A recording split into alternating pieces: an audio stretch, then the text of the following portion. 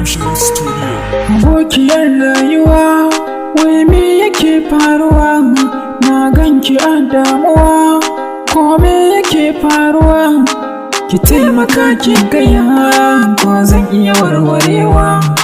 Ina shigan damuwa in naga kin shige tunani. Abokiyar rayuwa, ki daina yin damuwa. Ina cikin dimuwa, wai me yake faruwa? Ki taimaka min ki agaza, ki bar kwakwalwa ta girgiza, komai ga yanzu gurguza.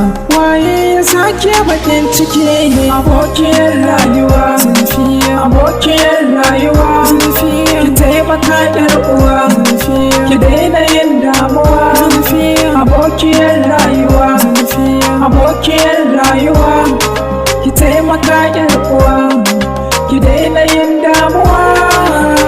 Haba yar uwa, ki daina kan bazan juru ba, ki bar kwancin rayuwa, alkawari ba zan bar ki ba.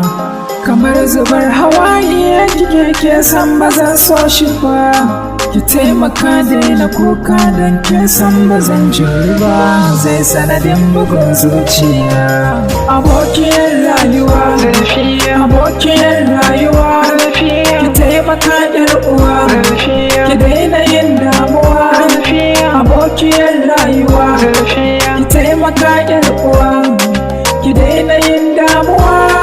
Kamo ta nan ga ta nan, ki sake haba Zulfiya, kamo ta nan ga ta nan, Zulfi ki dinga min dariya. Ki dariya kin fi kyau, ki daina sakan bugun zuciya. Baby na kamo ki nan, kin ji ki dinga min dariya. Abokiyar rayuwa Zulfiya, abokiyar rayuwa Zulfiya, ki taimaka yar uwa Zulfiya, ki daina yin damuwa Zulfiya, abokiyar rayuwa Zulfiya, abokiyar rayuwa, ki taimaka yar uwa, ki daina yin damuwa.